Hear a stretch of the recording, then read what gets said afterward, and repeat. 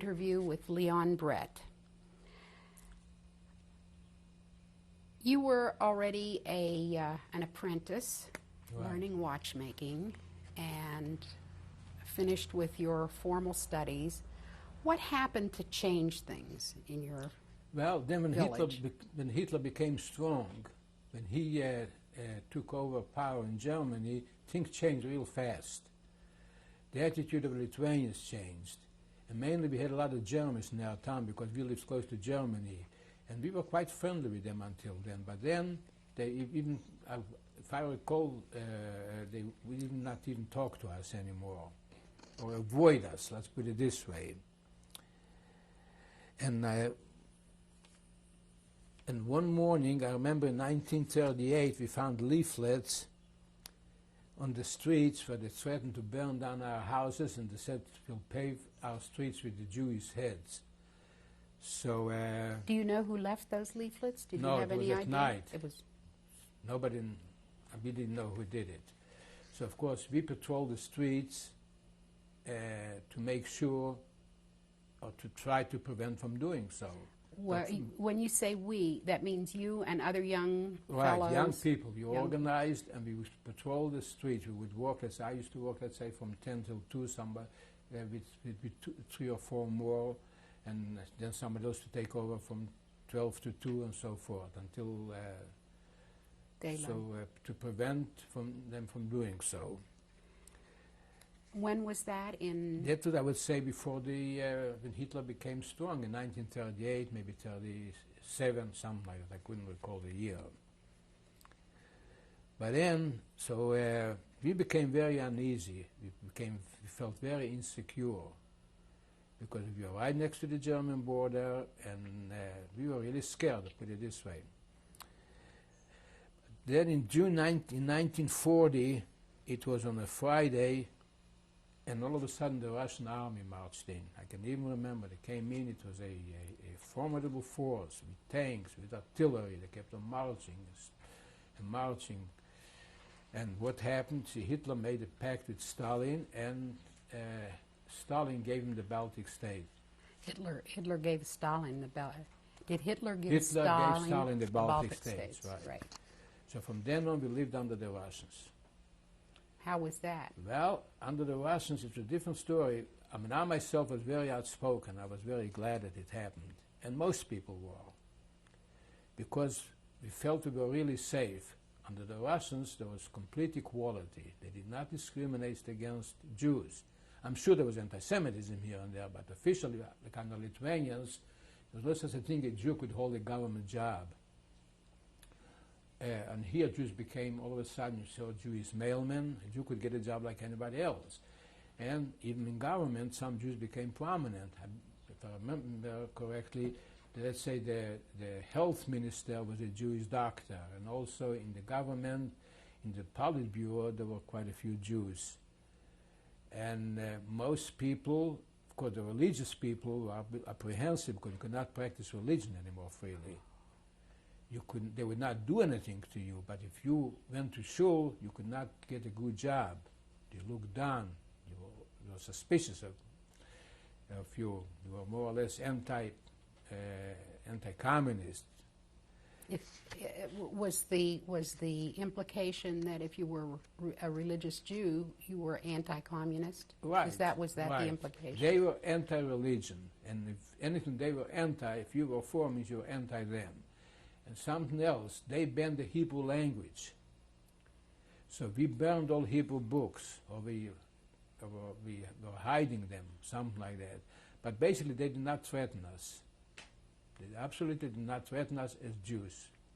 Jews were free, and we felt we were free from fear of Germany. It's going to be like this all the time. Russia is a strong country, and Hitler cannot touch us. And then the fact is that we used to listen to the radio. Many Russian cities, like Minsk especially, used to have programs on Jewish. We used to hear Jewish songs and lectures in Yiddish. Mm-hmm. And we felt that our troubles are over. And I was very outspoken. maybe I also felt that maybe I also was inclined towards socialism, because under socialism there's no competition, everybody's equal, everybody loves each other, and it was a great life. It didn't turn out that way, but that's what the perception was. So I was very outspoken, I was very happy that the Russians came in. Because my father was apprehensive, he was a religious man, but perhaps he also thought that it's better to be under the Russians than under the Germans. And most Jews felt that way. So what happened to change your mind? What happened to change my mind? I didn't change my mind, it was like that. The fact is that we were free under the Russians. But how long did that go on? All the time, never changed. It never changed. No. I mean, they were there only for a couple of years. Then, of course, the war started and the Germans changed the Russians out. But under the Russians, you were free, except unless you were a prominent Zionist or you were considered a wealthy person, a wealthy Jew. Then they deported you to Siberia. Or they also deported a lot of Lithuanians who were nationalists, fascists. But the Jews who were deported, they were the lucky ones, because they were deported, they were in Siberia, and nobody touched them. Then when the Germans took over Lithuania, of course, they were safe. Because they had a hard time in living in Siberia. But they were safe. Everybody had a hard time in Russia. When did the Germans take over Lithuania? The Germans took over Lithuania June the 22nd, 1941. Right, June the 22nd, 1941. I can remember Tell like me what today. happened that Well, time. I went out, that was on Sunday.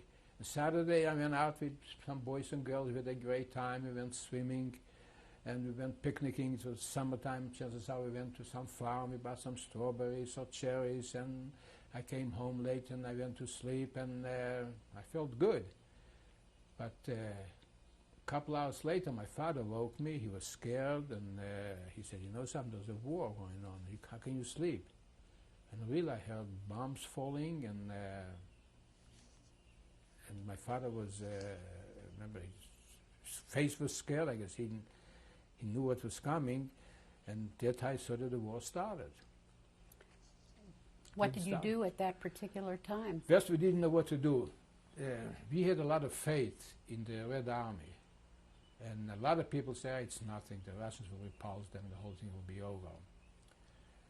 But I decided to run away. This was the main reason why I wanted to run away from my town, because I was very outspoken in favor of the Russians, and I knew the Lithuanians, they knew that. There was a lot of us like that.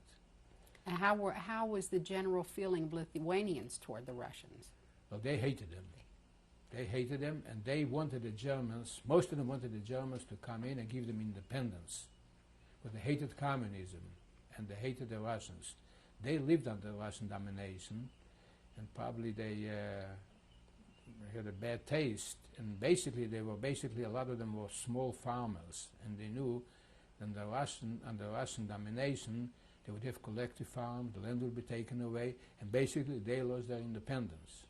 So they preferred that Germany, they thought Germany will give them back their independence, and they wanted the Germans, and some of them started killing the Jews even before the Germans came in.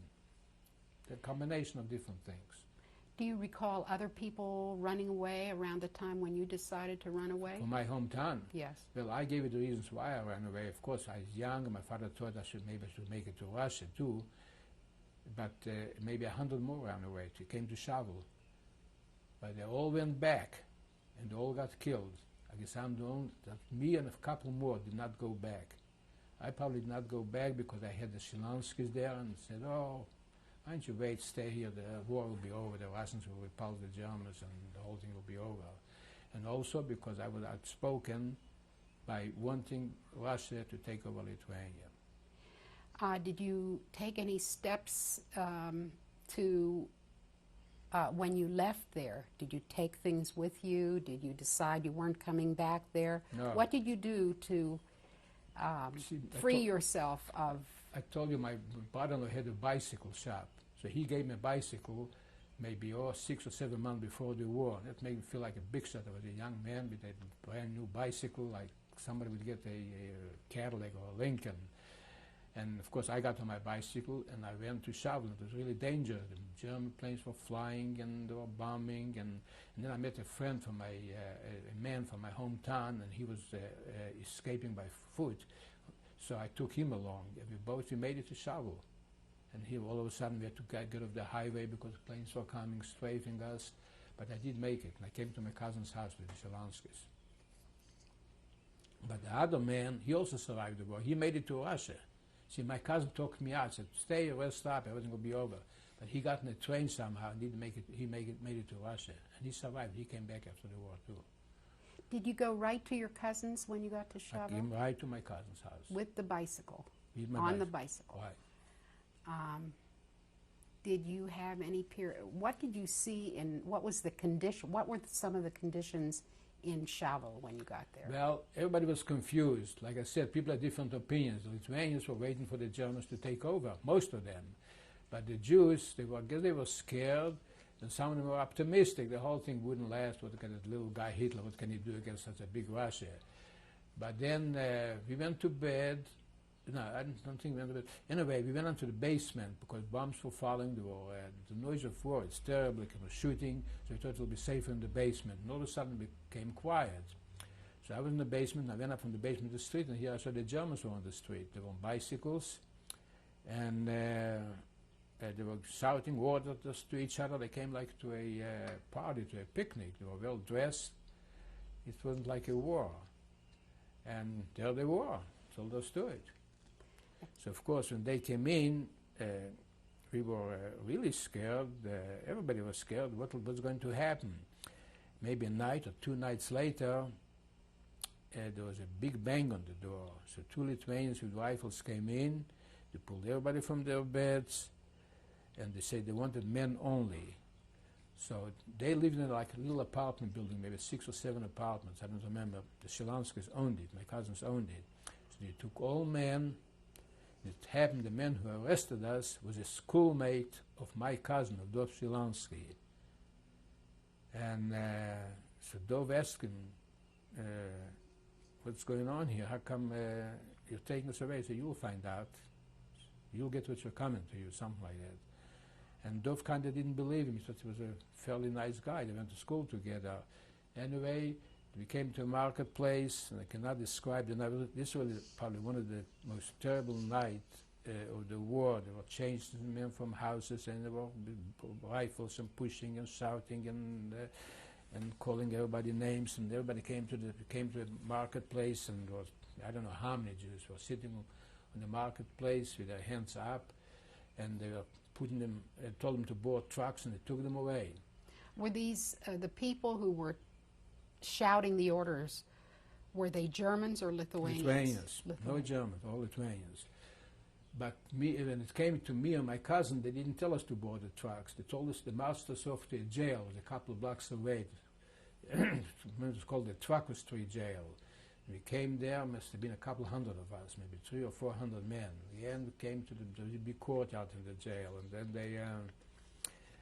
then they were counting and shooting and killing and beating.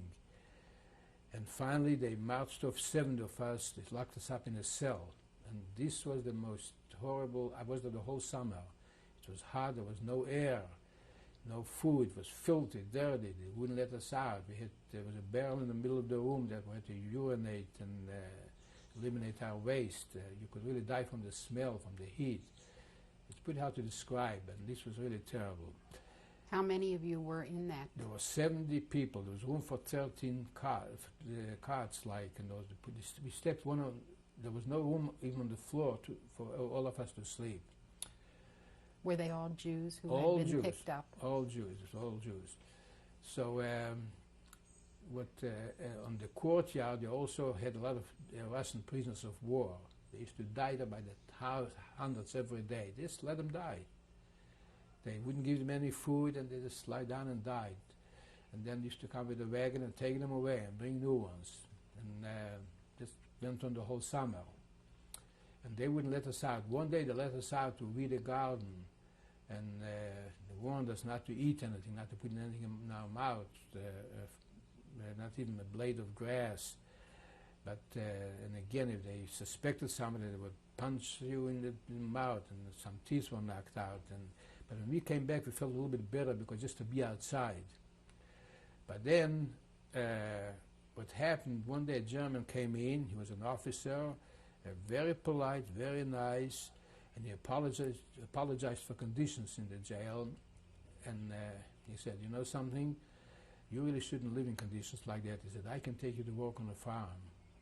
And anybody who wants to go should volunteer, and he'll take them." He said, "I can only take 4 or 5 men." So people volunteered, they wanted to go. Who wouldn't like to get out of a place like that? So he came back day after day, and it took 4 or 5 men. And of course, you can imagine what happened. They never went to a farm. He killed them all. But then our room became emptier, and conditions in the room were better. But I was the one who said that he is not taking you to a farm. And I never volunteered. And of course, he wouldn't, by luck, he wouldn't point his finger at me like you come sometimes if he didn't have enough volunteers. He'd go, you. So anyway, most of the 300 or 400 men were taken out and killed. Now, how did I get out from the jail? My cousin, her name was Leah Shilonsky, she made contact with a man. His name was Feinstein. He evidently was in charge of jewelry shops for the Germans. And she gave him money. He said he needed the money. They were friendly before the war, to bribe the Germans. And he took, and they evidently they requested I should be let out. So they let me out. Now, when they let me out, I remember I came to my cousin's house. I was covered with lice. It was terrible. The filth in that room was terrible. I had a beard. I washed myself. I couldn't even enter my cousin's house. They still lived in their house. So I washed myself in the backyard, and I cut off all my hair from my head, from my body, and became clean again. And quite a few people were requested. They needed people, like they needed maybe a watchmaker, needed maybe an electrician. So from the 400, maybe half of them, or maybe more than half, were requested, and they let them out. From the 400 that were originally taken in there? No, no more. There was maybe 1,000, but a lot of them, the German who came to supposedly take them to a farm, of course, he took out, I don't know how many hundreds, but I would say there were 200 left. Maybe 100 were taken out because they needed specialists like electricians, like watchmakers, shoemakers, maybe, I don't know who. Or maybe there was a little bribery done, I don't know. Anyway, but then the number, I imagine, went down to about 100. And one day they opened up the jail and let out the rest. When I came, of course, the laws changed. There were laws against Jews. A Jew had to wear a yellow star on his front and back. A Jew could only walk on the street, not on the sidewalk. And there were beatings on the street, and Jews were taken to clean the streets and stuff like that. Were you aware of how many of the murders that were, aside from what you saw, had you heard about people being taken away and murdered? There was rumors, but some people, the optimists say it's not true, the Germans wouldn't do it. They just want to make us feel bad, so the Lithuanians tell us stories like that, but I believed it. I don't know why I believed it. But of course there were two opinions. Some said that it's true and some said it's not true. But there were all kinds of rumors in the town, this special town, that they came and they killed all the Jews. Yeah? So some people said, well, maybe it happened in that town, it didn't happen all over. But really, nobody really was sure. Did you find people from Scudville? There was a couple from Scudville. I told you 100 came. Maybe they all went back except for myself and about 2 or 3 more. They all stayed in Shavlon. We all wound up in the ghetto. But the rest went back and they were all killed. When did they set up the ghetto? I would say in September, October, something like that. Did they actually put walls up? There were no walls, but there was a fence, a barbed wire fence. And they had guards all around, they had watchtowers. Who were the guards? Mainly Lithuanians, and sometimes Ukrainians too. Were Jews ever allowed in and out? Well, to go to work. But if they caught a Jew outside of the ghetto, first of all, he had to have a yellow star. And assuming the suspect was a Jew and they checked him, even if he didn't have a yellow star, he would be shot. What was your work at that time? What work did you get? Well, first job I got was for a watchmaker. See, evidently I didn't have to go to that shop, to Mr. Feinstein's shop. I don't know what happened. There was some kind of confusion, and I really didn't want to go there. But I got a job for a Lithuanian watchmaker. His name was Romanas. It was really good to work for him, but he was a real anti-Semite. So he used to taunt me that how bad the Jews are capitalists, and I said, well, as far as you're concerned, he called me Libas, you have nothing to worry about. You're a real nice guy, I like you, but the rest of the Jews, they have it coming. But he had a big farm, and he had a lot of food, but he would never give me anything. But I worked, but in a way it was good, because this was the winter time. Instead of going to the airport where it's cold and dirty, it was nice to be working in his shop. Instead of going to the airport, you say? To work at the airport. You had to, let's say, pour cement for runways and stuff like this. Was dirty work. I worked there too. But whenever they needed someone, they wouldn't let me go to such an easy job. So anyway, I worked for him, and he used to make comments about the stupid Americans, that why do they have to fight for the Jews and stuff like that, and they have a Jewish president, his name is really Rosenfeld and all that, but he always told me that I was the greatest. And nothing bad will happen to me, but still he would not give me a slice of bread, although to him bread was nothing. So I worked for him, but later on, that was too good of a job, they eliminated jobs like that. So, but everybody, when you went to work, you used to form columns.